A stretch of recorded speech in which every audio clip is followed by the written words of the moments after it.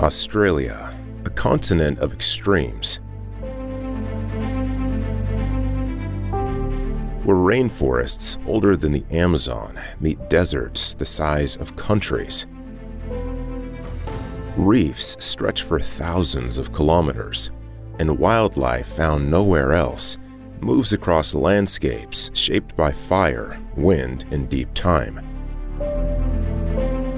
Volcanoes, canyons, alpine peaks, and red sand worlds all exist within a single outline on the map.